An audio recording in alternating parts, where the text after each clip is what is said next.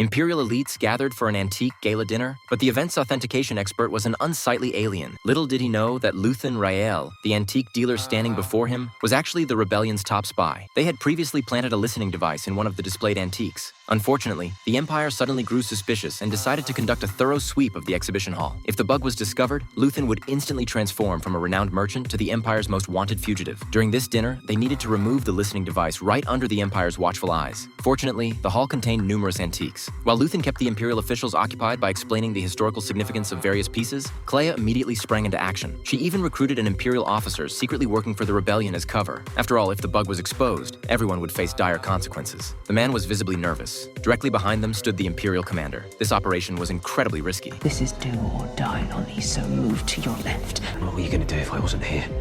Anything I had to.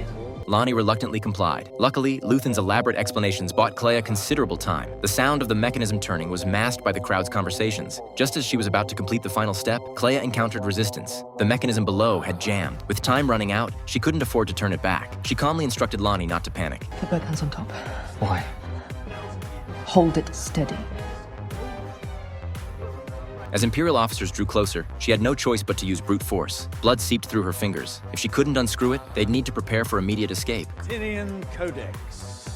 Finally, they reached the antique containing the listening device. Legend had it that people from a certain planet lacked vision and relied solely on touch to perceive the world. Consequently, their writing system consisted entirely of Braille. When you ran your fingers across the text on their legal documents, you could feel the planet's history flowing through your fingertips. Just hours later, Clea pulled their mission objective from her pocket. This tiny device had cost her so much blood. Surely she deserved a raise when they returned to base. Meanwhile, compared to the subtle undercurrents at the Imperial Center, the rebel forces on the outskirts operated much more directly. To hijack an Imperial transport vehicle, they placed magnetic explosives on the road in advance. With a thunderous boom, the transport instantly lost power.